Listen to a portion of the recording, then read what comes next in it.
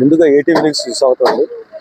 ఈరోజు భద్రాద్రి కొత్తగూడెంలో భద్రాచలంలో జరుగుతున్న నిమజ్జనానికి ఎంతోమంది భక్తులు వచ్చారు. అలాగనే ప్రతి ఒక్క వినాయకుడి విగ్రహాలు కూడా ఈరోజు నిమజ్జనానికి సిద్ధమై ఉన్నారు.